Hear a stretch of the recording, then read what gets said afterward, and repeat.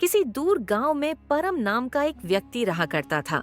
परम इतना दान पुण्य करने में विश्वास रखता था कि हर कोई उसकी बस तारीफ करता था।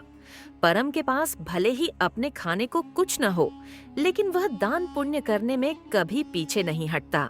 एक रोज सुबह सुबह परम खाना बनाकर जैसे ही खाने बैठा, उसके दरवाजे पर एक भिखारी का आना होता है। कुछ खाने को दे दो बेटा, कल से भूखा हूँ, कुछ खाया पिया ही नहीं है, अब तो चला भी नहीं जा रहा। अरे काका, अंदर आइए आप मेरे साथ बैठ के खाना खा लीजिए। अरे इतने खाने से मेरा पेट नहीं भरने वाला, तुम खाना खाने बैठे हो तो खा लो। अच्छा काका, ये खाना आप ही खा लीजिए, मैं भूखा रह लूंगा क्योंकि रात में मैंने खाना खाया था।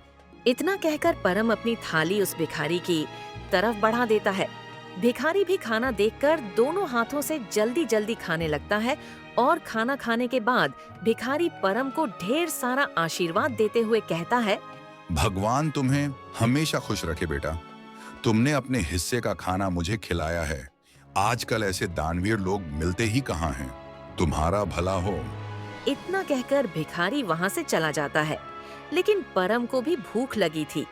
अब वह रसोई में जाकर रसोई में रखे डब्बे को देखने लगता है, जिसमें अन्न का एक दाना नहीं था। चलो कोई काम देखता हूँ, कहीं से खाने पीने का बंदोबस्त तो हो जाएगा। बस उस बेचारे का पेट भर गया, मुझे बहुत सुकून मिल रहा है। अब परम घर से निकलता है, तभी उसे गांव का किशन लाल देखकर अपनी पत्नी से कहता है, अरे कब से ये अनाज की बोरियां मैं अकेले ही उठा रहा हूँ, अभी परम को बुलाता हूँ, तुम देखना वह कैसे मेरी मदद करेगा। उसे तो वैसे भी लोगों की मदद करने का भूत सवार है, खुद भले ही जेब में फूटी कौड़ी ना हो, लेकिन बड़ा दानवीर बनता है ये भी। अब किशन लाल परम को आवाज लगाकर बुलाता है। अरे क्या हालचाल है किशन भाई, सब ठीक तो है ना? ये अनाज की बोरियां खेतों से ला रहे हो क्या? अरे हाँ, खेतों से अभी 10 बोरियां और लानी है, लेकिन मैं बहुत ज्यादा थक गया हूँ। तुम थोड़ा हाथ बटा देते तो मेरा काम जल्दी हो जाता है। अरे क्यों नहीं, चलो मैं आपके साथ मिलकर खेतों से आपके घर तक बोरियां पहुंचा देता हूं। बड़ा ही बेवकूफ है और इसे बेवकूफ बनाना भी आसान है।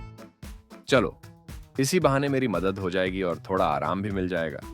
इतना कहकर किशन लाल परम से अब कई सारी बोरियां खेत से घर रखवाता है। लेकिन परम तो भूखा था, उसे भूख भी बहुत तेज लग रही थी। अब बोरियां रखने के बाद किशन लाल परम से कहता है, बहुत बहुत शुक्रिया परम भाई, अगर तुम ना होते ना तो मुझे ये बोरियां ढोते ढोते रात हो जाती। कई घंटे बोरियां ढोने के बाद परम थक जाता है और अब वह ब्याचंद लाला की दुकान से राशन लेकर खाना बनाकर खाता है। अगली सुबह उसके दरवाजे पर किसी के रोने की आवाज आ रही होती है। परम नींद में होता है और दरवाजा खोलता है तो देखता है उसका पड़ोसी नटवर अपनी पत्नी रेशमा को पीट रहा है। अरे नटवर, तुम अपनी पत्नी को इस तरह क्यों मार रहे हो? अरे क्यों ना मारूं, मेरी पत्नी मेरी मर्जी, तू कौन होता है बीच में बोलने वाला? देख नटवर, ऐसे सुबह सुबह मारपीट करना सही बात नहीं है। पूरे गांव के लोग इकट्ठा होकर देख रहे हैं ये सब, ये अच्छा है क्या? अरे परम बेटा, तू भी किसे समझा रहा है? इसे समझाना मतलब अपना सिर दीवार पर मारने वाली बात है।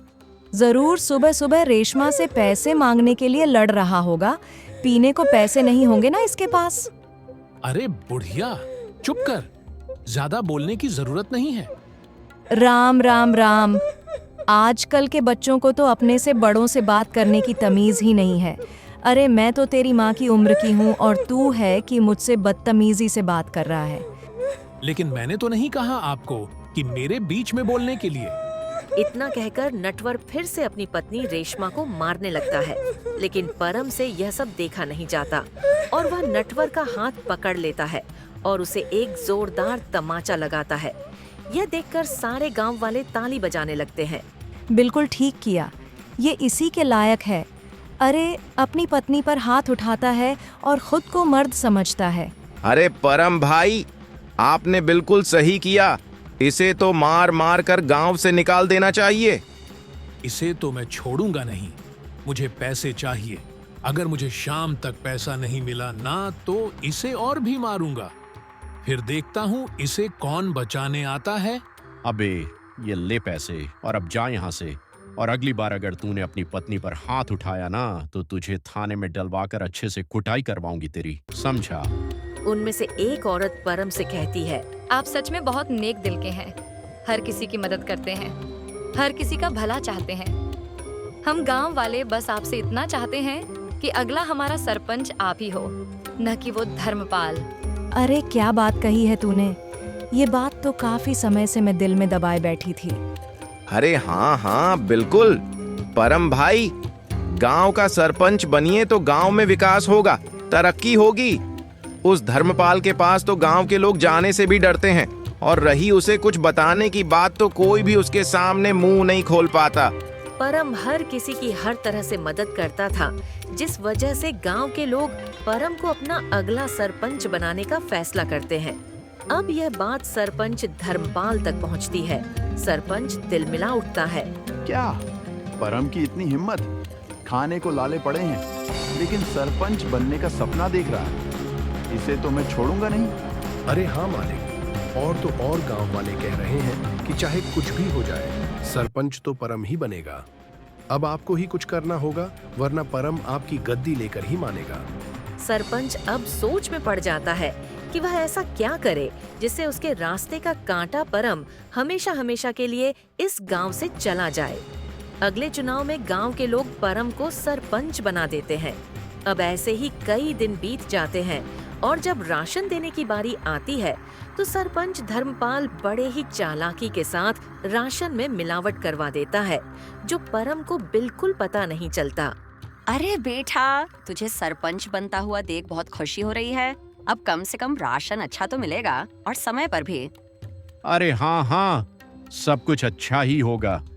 आप लोगों ने इतना विश्वास करके मुझे इस गांव का कार्यभार संभालने का जिम्मा दिया है और इसे मैं अच्छे से निभा सकूं, बस यही दुआ करिएगा। गांव में राशन बांटने के बाद सभी खुश थे कि उन्हें पहली बार पूरा राशन मिला है, वरना सरपंच धर्मपाल तो आधे से ज्यादा राशन काट लिया करता था। लोगों को राशन मिल चुका था, लेकिन अगले दिन पूरे गांव में शोर मच जाता है कि उनके नए सरपंच परम ने मिलावटी राशन दिया है। अब गांव वाले एक जगह इकट्ठा होकर परम से सवाल करते हैं। हमने तुम पर विश्वास करके तुम्हें गांव का सरपंच बनाया और तुमने हमारे साथ ही विश्वासघात किया। परम बेटा, मुझे तुझसे यह उम्मीद नहीं थी। इतना मिलावट तो सरपंच जी भी नहीं करते थे। हमने तुम्हें सरपंच बनाकर गलती की है। अभी के अभी तुम इस गांव से निकल जाओ। तुम यहाँ रहने के लायक नहीं हो। ये सारी बातें चल ही रही होती हैं कि तभी वहाँ सरपंच धर्मपाल आ जाता है। अरे हाँ हाँ, इसे अभी के अभी गांव से निकाल दिया जाए। इस पर विश्वास करके तो हमने बहुत बड़ी गलती कर दी है। अब परम को गांव वाले गांव से निकाल देते हैं। सरपंच और उसका नौकर बहुत खुश थे, क्योंकि यह सब किया धरा तो उनका ही था। अब गांव से निकलने के बाद परम काफी दूर आ जाता है। वह थककर एक पेड़ के नीचे बैठकर गांव वालों के बारे में सोचने लगता है। जिन गांव वालों का मैंने इतना साथ दिया, खुद से पहले उनके बारे में सोचा, आज उसी गांव ने मुझे निकाल दिया। अरे राशन में मिलावट भला मैं क्यों करूंगा? और अगर मैंने गांव वालों के राशन में मिलावट नहीं की है तो फिर यह सब जरूर सरपंच का काम है। कोई बात नहीं, मेरे इतना कहने पर भी गांव वालों ने मेरा साथ नहीं दिया। मैं इसे कभी नहीं भूलूंगा। इधर सरपंच धर्मपाल फिर से अपनी चाल चलता है और गांव वालों का विश्वास जीत लेता है। गांव वाले एक बार फिर सरपंच धर्मपाल को अपना सरपंच मानने के लिए मजबूर होते हैं, क्योंकि उन्हें परम भी धोखेबाज लगता है। ऐसे ही धीरे धीरे महीना बीत जाता है और परम का कहीं अता पता ही नहीं था। एक रोज सरपंच का नौकर जंगल के रास्ते घर आ रहा होता है। तभी वह दो आदमी को बातें करते हुए सुनता है, जो परम के बारे में बात कर रहे थे। अब वो नौकर घबराता हुआ घर पहुंचता है और सरपंच से कहता है, मालिक, मैंने दो लोगों को आपस में बातचीत करते हुए सुना है। वो दोनों परम के बारे में बात कर रहे थे। वो जंगल में जो झोपड़ी है ना, उसी में परम ने आत्महत्या कर ली है, और यह करीब 1 सप्ताह पहले की बात है। इसका मतलब मेरे रास्ते का कांटा अब हमेशा हमेशा के लिए मेरे रास्ते से हट गया है। चलो अच्छा है। और तो और मालिक, ये बात तो गांव वाले भी जानते हैं। न जाने उन तक ये बात किसने पहुंचाई। हो सकता है उन्हीं लोगों ने पहुंचाई हो जो बात कर रहे थे। अरे गांव वाले बहुत ही मतलबी हैं। परम ने गांव वालों का कितना साथ दिया, और गांव वाले भी यही कहेंगे कि परम ने शर्म के मारे आत्महत्या कर ली। गांव वालों के साथ साथ सरपंच को भी अब पूरा यकीन हो गया था कि परम ने आत्महत्या कर ली है। लेकिन कुछ दिनों बाद परम सरपंच के दरवाजे पर पहुंचता है। शाम का समय था, चारों तरफ अंधेरा छा रहा था। मालिक, ये परम का भूत ही लगता है। ये आपसे बदला लेने आया है। मैं तो चला यहाँ से, मुझे भरी जवानी में नहीं मरना।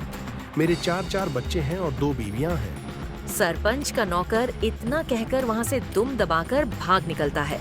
परम जैसे जैसे आगे बढ़ रहा था, सरपंच पसीने से तरबतर था। वहीं रुक जा, परम का भूत, तुझे क्या चाहिए? मैं तुझे सब कुछ देने के लिए तैयार हूँ, अपना घर, जमीन, पैसा, लेकिन मुझे मारना मत। मैं तुम्हें नहीं छोड़ूंगा। तुमने मुझे बदनाम किया है।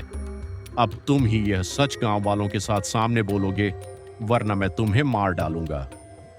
अरे हाँ हाँ, मैं गांव वालों के सामने सच को बोलने के लिए तैयार हूँ, लेकिन मुझे मारना मत। अब सरपंच रात के समय ही गांव वालों को इकट्ठा करके सबके सामने सच को बोलता है कि उस दिन राशन में मिलावट उसने और उसके नौकर ने की थी, न कि परम ने। आप लोग भले ही मुझे भूत समझ रहे हो, लेकिन मैंने अपनी आत्महत्या की खबर झूठी फैलाई थी ताकि मैं चोर को पकड़ सकूं, और चोर आप सभी के सामने है। मैंने हमेशा लोगों का भला किया, तभी तो आप लोगों ने मुझे इतने सम्मान और प्यार के साथ दानवीर कहा। अरे हाँ हाँ भाई, मुझसे गलती हो गई, मुझे माफ कर दो। मैं तुम्हारे आगे हाथ जोड़ता हूँ। अब उसी वक्त गांव वाले सरपंच धर्मपाल को गांव से निकालकर सरपंच की जगह परम को गांव का सरपंच बनाते हैं और परम से माफी मांगते हैं कि वह सरपंच की बातों में आ गए थे और उन्होंने बिना सोचे समझे उसे गांव से निकाल दिया था।